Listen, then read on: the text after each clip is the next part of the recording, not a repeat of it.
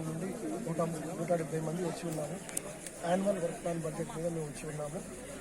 అయితే ఈ నిరసన తెలియజేయడానికి ప్రధాన ఉద్దేశం ఏంటంటే గత కొన్ని నెలలుగా ఈ సమగ్ర శిక్షలో పనిచేస్తున్న రెగ్యులర్ ఉపాధ్యాయులమైన మాకు అవుట్ సోర్సింగ్ కాంట్రాక్ట్ ఉపాధ్యాయులు 22,000 మంది ఉన్నారు.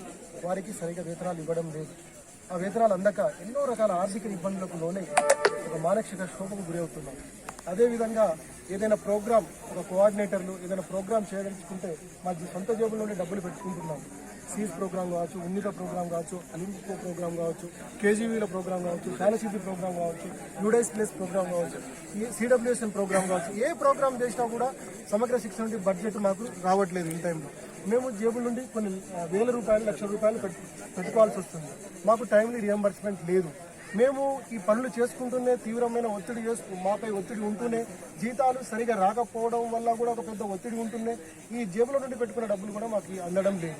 ఆ రకంగా మేము ఈరోజు అందరం ఇక్కడ ఉన్న కోఆర్డినేటర్లు అందరం నిరసన వ్యక్తం చేస్తున్నాం. మాకు వెంటనే 1వ తారీఖులోపు మిగతా ఉద్యోగులాగే మాకు జీతాలు రావాలి. అదేవిధంగా మా దగ్గర పనిచేస్తున్న 22,000 మంది కాంట్రాక్ట్ అవుట్ సర్వీస్ ఉద్యోగులు, సిఆర్పీలు, ఐఆర్పీలు, ఎంఐఎస్ కోఆర్డినేటర్లు అందరికీ కూడా జీతాలు రావాలి.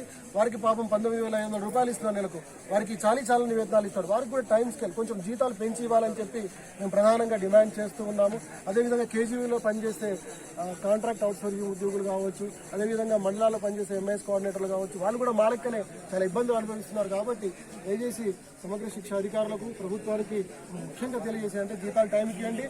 లేని పక్షంలో మా మదర్ డిపార్ట్మెంట్